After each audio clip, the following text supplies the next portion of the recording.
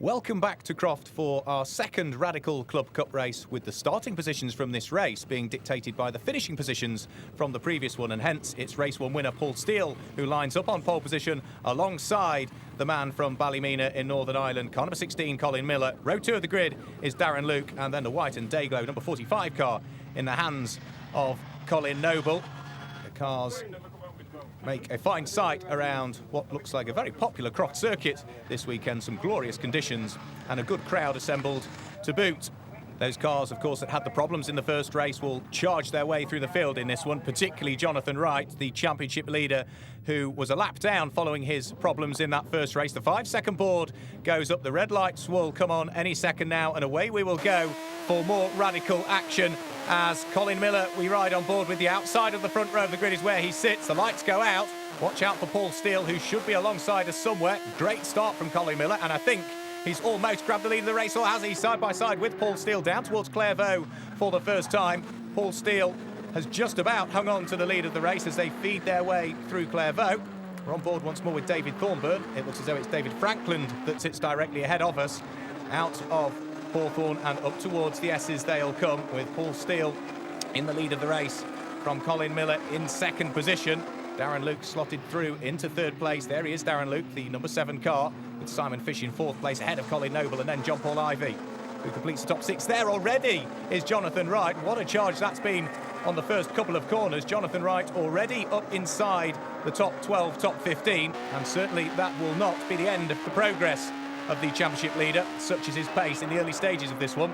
We ride on board with another car that had problems in the first race. Paul McLaughlin, at least this time, has got 3/4 of the way around the circuit on the first lap, whereas in the earlier race, of course, he was in the gravel trap at Clairvaux at the very first corner of the first lap.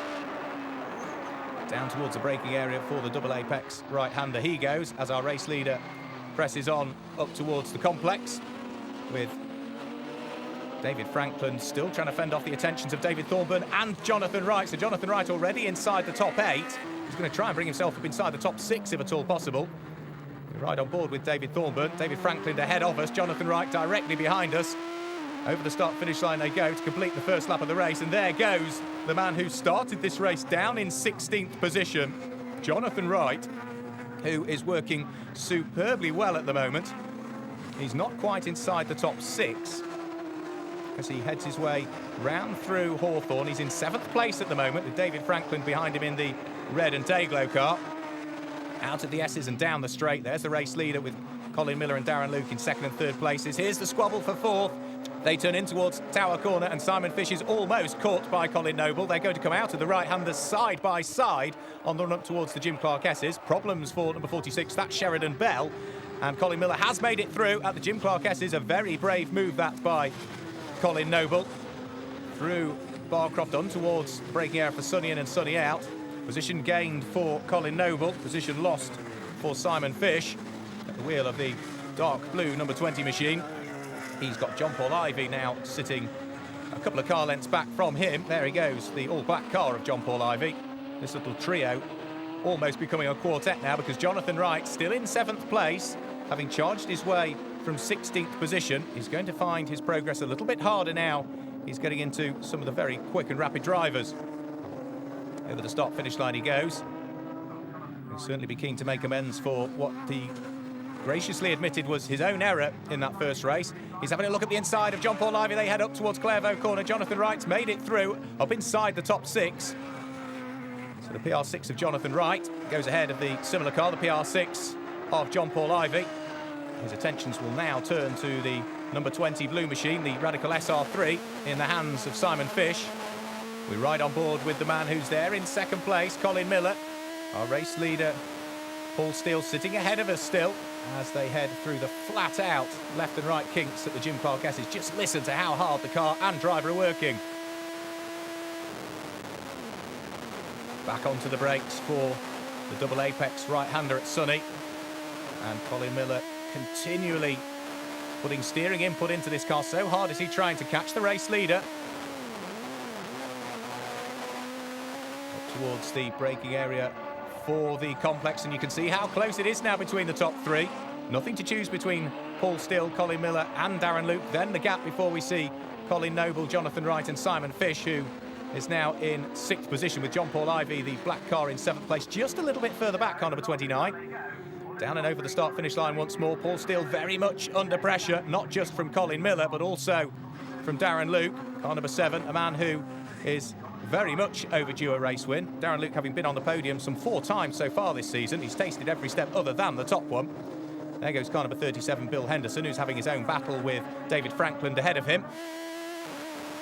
As we ride on board once more with Colin Miller, who this time seems to have a run coming out of the S's. He's very much up onto terms with Paul Steele, who's going to have to defend on the run up towards Tower Corner this time. Colin Miller squeezes through up the inside, locks the brakes as well. Very hard racing that from both of those two. They give each other just about enough room. They're almost going to be side by side towards the Jim Clark S's, but Colin Miller has made it through and has taken the lead of the race. Down to 2nd goes Paul Steele, the local man, with Darren Luke in 3rd place. You can see these front 3 have significantly pulled away from the 4th place car. And from having lost the lead of the race, Paul Steele now needs to be careful he doesn't lose another position to Darren Luke, who sits directly behind him. Here comes David Franklin, still with Bill Henderson not that far behind. Car number 91 being David Franklin, 37 is Bill Henderson. Out of Tower Corner they go with the Radical Bijoro class car, number 55 of Rachel Davis, some 3 or 4 car lengths behind them. Up towards the hairpin comes Darren Luke, and Paul Steele has lost the place. The one thing he didn't want to do was lose another position. Already Paul Steele, from leading the race, now finds himself down in 3rd position, as Colin Miller, having taken the lead of the race, is now pulling away a little bit. Darren Luke will be very keen indeed to try and hang on to the coattails of the race leader, close that 2 or 3 car length deficit that currently exists. Running a little bit wide coming out of the hairpin is number 12, Steve Burgess. He's another driver that had problems in the first race, non-finished, and therefore he started towards the very bottom of the top 20 in this one. And by the look of things, Jonathan Wright has made it through and is now up into 4th position. He's ahead of car number 45, that being Colin Noble. You can see he's got the trio that lead the race just ahead of him. They're just about to get involved in some of the back marker lappery as well as they make their way up towards the Jim Clark S's. Here is still this train of cars fighting over some of the lower positions towards the very bottom of the top 10 currently. As once more we ride on board with Paul McLaughlin, who is very much involved and embroiled in this titanic little squabble towards the rear of the field. Out of the S as he comes, down the straight, gaining time and momentum all of the time over number 55. That's Rachel Davis in the Bijoro class car. The Bijoro powered by the 1200cc 195 brake horsepower Kawasaki engine. As Paul Steele heads over the start-finish line, down into 3rd place. Darren Luke ahead of him. Colin Miller it is, however, car number 16 that leads the race overall. Into the braking area for Clairvaux once more. There goes Darren Luke in 2nd place.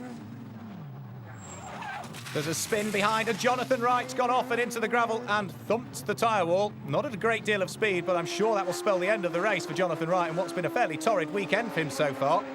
Down the straight in the meantime goes Colin Miller. There, jumping out of the Radical goes Jonathan Wright, and he's a long, long way into the gravel trap. You could hear the brakes briefly lock, and certainly he'll take no further part in this race. For the man who leads the championship gained very few points in the first race. It looks as though he's going to gain none at all in this race. We've still got this super battle between Bill Henderson and David Franklin going on as well. Up towards the yellow flag area they go at Clairvaux. We can see the recovery of the car of championship leader Jonathan Wright taking place. So no overtaking at that point, as a wry smile and a shake of the head from Jonathan Wright.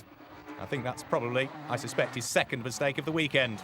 Well, here comes David Franklin, still with a train of cars queuing up behind him, one of which is car number 21, Paul McLaughlin. The other is Gary Baxter, car number 22, and Rachel Davis has been dispensed with. As up the inside comes Paul McLaughlin, gains a place on David Franklin, and David Franklin has had a very busy weekend so far. He was fending off everybody in the race earlier on today. He's trying to fend off everybody else in this particular race. He's trying to re-attack Paul McLaughlin on the run down towards Clairvaux Corner. Unfortunately doesn't regain the place, and therefore he'll follow him as close as possible through the right-hander. Here comes the squabble for what will be now 5th, 6th and 7th position as we ride on board with David Thornburn. The car that's ahead of us is John Paul Ivy. Simon Fish sitting ahead of John Paul Ivy. So this trio of cars make their way through the complex. Number 20 Simon Fish, 29 John Paul Ivy, then David Thornburn, who, if you recall, started from the 2nd row of the grid in the first race and had that terrible start, but a great recovery drive from him. Out of the hairpin, over the start-finish line once more they go. This time with John Paul Ivy looking as though he's got a run on Simon Fish. Down towards Clairvaux they go. John Paul Ivy jinks out to the right-hand side of the circuit to give him the inside line for the right-hander. Through he goes. Position gained for John Paul Ivy. We go back on board with David Thornburn. And from just having seen the man in front, Simon Fish, lose a place, David Thornburn, who we ride on board with, is now very keen to do exactly the same himself. Here comes the battle once more between Gary Baxter and Rachel Davis. They still haven't sorted out whom is going to finish ahead of whom, so they head over the start-finish line absolutely side by side. Eventually, Gary Baxter does gain the place and goes ahead of the Radical Bajoro. So the SR3 ahead of the SR4, the Bajoro class car, as Colin Miller now in the lead of the race. That brave move up the inside at Tower. He's not only taken the lead, but is now starting to pull away all of the time. He's involved in some of the backmarker lappery. The car he's just going through and past any second now will be John Morris in the Club Sport class car, as we ride on board with Colin Miller. Through and past the Club Sport he goes. That's another Club Sport, the yellow car in the hands of Mark Boot, who currently leads the class. That is going to be the next of the backmarkers that will be very shortly dispensed with by our race leader. Back over the start-finish line once more heads Simon Fish, with David Thornburn trying to gain momentum and gain the place. Just shows the nose of the car isn't close enough on the run up towards Clairvaux corner to do a great deal about the car ahead of him. As our race leader Colin Miller comes in towards the complex, you can see the gap between himself and Darren Luke in second place, with Paul Steele in third, being caught now by Colin Noble in fourth place. They head out of the complex up towards the braking area for the hairpin. Paul Steele having to go defensive on the run in towards the left-hand hairpin. Colin Noble will look for the overlap if he can on the way out. As yet, no opportunity for him to seize the position. There's car number 18, that's Charles Loughran, who is just outside of the top six currently. Not that far away, however, from those doing battle ahead. Car ahead of him being number 70, our onboard camera car, in the hands of David Thornburn, with Paul Steele still hanging on by his fingernails to third place. The PR6 ahead of the SR3, down the straight towards Tower Corner. Paul Steele will be very keen to hang on to the podium place if at all he can. He won the race earlier on today. He'll want to make it 2 visits to the podium if he can. Colin Noble is giving him a thing or two to think about, however. Out of Tower and up towards the Jim Clark S's once more. This, of course, will also be costing Paul Steele time. On board with David Thornburn, who is still trying to find a way through and past Simon Fish. He's also trying to find a way through and past John Morris, the backmarker car as well. He won't want to get held up at all. John Morris eventually spots him in the mirror, moves out of the way. I don't think he was expecting one of the quicker cars to come around the outside at Tower Corner. Up towards the complex once more. There goes the race leader, Colin Miller. Darren Luke in second place, with Paul Steele and Colin Noble in third place. Lock brakes from Paul Steele allows Colin Noble to dive up the inside. Paul Steele's going to have to be very brave up towards a hairpin. Unfortunately, he loses the place. So as they come over the start-finish line once more, it's car number 16, the red car with the blue flashes of Colin Miller, that leads overall. Next car through shot is David Franklin. He's a lap down. And there is our second place car number 7, Darren Luke. With this time Paul Steele fighting back already, having only just lost third place. He's regained it again, car number 24. Paul Steele back ahead of Colin Noble as they come round through Hawthorne, up towards the S's once more. Once more, it's the Radical PR6s in first, second and third places, with the SR3 of Colin Noble sitting there in fourth. Down towards Tower Corner they'll go. Here comes David Franklin and number 55, Rachel Davis, who are still having their own little battle, despite the fact that they've got the quicker cars trying to put a lap on them. Into the pits, and with damage by the look of things, our camera car in the hands of David Thornburn makes its way down towards the very bottom of the pit lane. You can see the damage to the front left-hand side. Shake of the hands from David Thornburn, and surely retirement. It all gets very close behind with lock brakes from Colin Noble as he tries to anchor up and avoid contact with Rachel Davis, the back marker. Paul Steele equally as much is trying to pick his way through and ahead of the red and Dayglow car in the hands of David Franklin. So the third and fourth place cars being kept very busy, not just by themselves, but also by the back markers. Here is the problem for David Thornburn. Let's have a look at what the issue was. Up towards the complex he comes, and bang, straight into the tyres on the outside of the circuit. And hence, that's what caused the damage to the front left-hand side of the car and the consequent retirement. Well, our race leader, number 16, Colin Miller, still pressing on. He's built up the advantage since taking the lead of the race several laps ago with that audacious move up the inside at Tower Corner. He's on the final lap of the race now. Up towards the complex he'll come. There's still back markers doing battle ahead of him, Paul McLaughlin and Gary Baxter, who've been locked together throughout the whole duration of this 20-minute race so far. And our race leader comes out of the hairpin for the final time, having finished second in the race earlier on today. Colin Miller is going to win the second race and claim his third victory of the season in the 2009 Radical Club Cup. He comes through and takes the win in front of a very large crowd here at Croft here this weekend. There goes Charles Loughran. He will finish just outside of the top 6 in 7th position. A couple of solid races, however, from Charles Loughran. But it is Colin Miller that will claim the victory here at Croft today. Darren Luke comes through in 2nd position with Paul Steele in 3rd place. In 4th position we see Colin Noble, with John Paul Ivy having been kept very busy in 5th place, and Simon Fish completes the top 6. Colin, congratulations, victory in the second race here at Croft. What made the difference from earlier on? I don't really know. I got a fairly good start and I was able, I suppose, to get the toe from Paul, but it was quite hard work now until I got past, and after that it wasn't just so hard. I was able to keep a good steady pace, and I think I managed to pull away there. So, were you mindful that Jonathan was obviously at the early stage of the race catching you guys? Yeah, I knew Jonathan was starting at the back and I knew he would be coming up through quite quick, but then part way through the race I saw him down at the bottom corner here, went off, so it was a bit of a relief to see him off, to be honest. So no, it was unfortunate the problems I had earlier, but it made for a real good race today. Dan, congratulations, 2nd position, 3rd earlier in the day, complaining about lack of power, and you done even better this afternoon. I got no more power, but I did make one slight setup change, which actually worked really well. So I changed the front roll bar, a lot more grip.